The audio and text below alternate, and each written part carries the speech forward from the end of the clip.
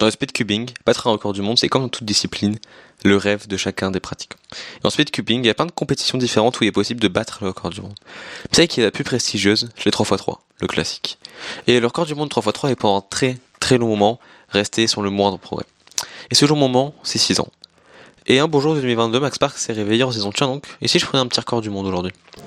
Donc il a battu le record par 0,34 secondes, ce qui est énorme pour des résolutions qui durent 3 secondes.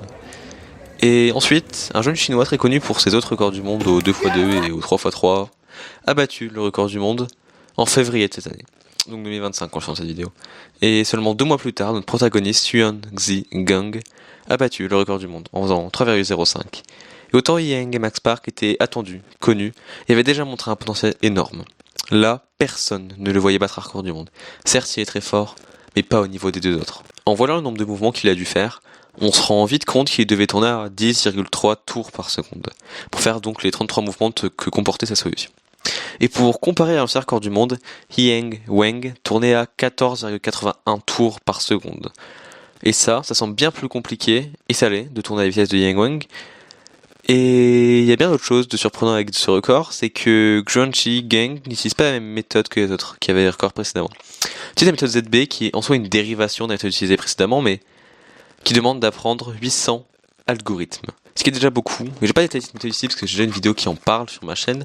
Et je vous la mets en description si ça vous intéresse. Même si notre cubeur est très fort, l'impact du mélange est assez importante. Et donc avant de vous parler de pourquoi cette résolution aurait pu être une icône du speedcubing, je vais vous expliquer ce que Yuanji Gang a fait. Donc le mélange s'affiche à l'écran et en description et voilà. Donc je vais vous faire la reconstitution du mélange et c'est pas le bon cube. Donc le bon cube est ici, donc je l'ai déjà mélangé. Et je vous mets le mélange ici pendant 5 secondes, enfin pendant 10 secondes, et ensuite...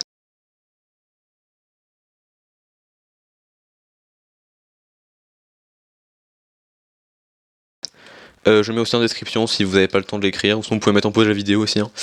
Donc il va commencer, il va se mettre donc comme ceci, et il va nous faire une croix jaune, donc il la met au-dessus. Là il va nous faire un mouvement, donc petit L2 comme ça, pour permettre de mettre la pièce bien là, celle-là bien et celle-là bien. Ensuite il va mettre la verte d'abord. Ensuite il va mettre celle ici. En fait il va voir que ici cette arête va monter.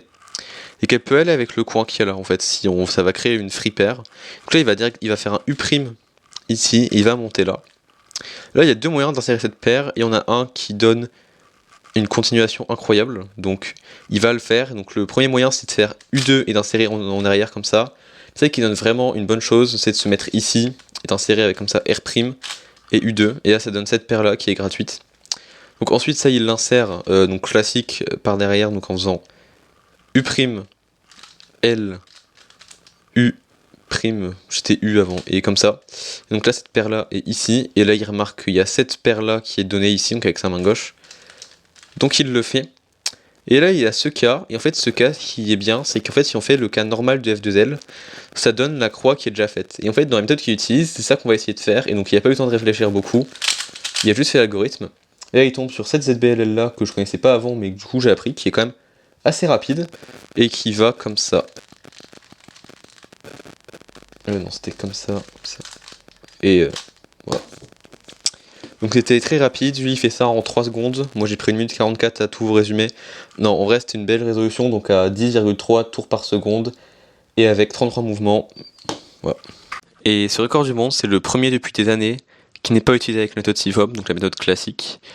Et peut-être que ce record montre que la méthode ZB va dépasser la méthode SIFOP, et que c'est peut-être la fin de SIFOP au niveau de record du monde, même si je pense pas, parce que SIFOP ça reste la méthode la plus simple, et même si c'est plus elle qui a le record du monde, il y aura toujours quelqu'un qui va réussir à battre.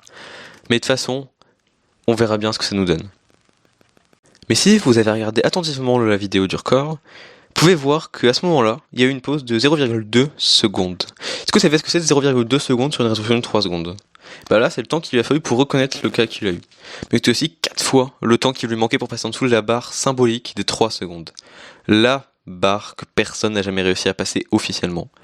Et ça fait déjà 2 records du monde de suite qu'il aurait pu battre, parce que le précédent Yang Wang avait fait une erreur qui lui coûte le sub 3. Et ça, c'est tragique. Ça fait plus de 2000 jours qu'on attend ce palier. Et 2 fois, on en était proche. On n'a même pas, peut même pas dire que ce soit une limite humaine, on aurait pu l'avoir 2 fois. Mais pour l'instant, on attend toujours ce sub 3, en espérant qu'il arrive et peut-être encore. C'est un cubeur de l'ombre qu'on connaissait un peu, mais pas encore, qui se remarquera. Et peut-être qu'un jour, vous verrez un top 3 devant vos yeux, ou peut-être qu'un jour, vous en verrez jamais. À voir. Et j'espère qu'il y en aura un quand même.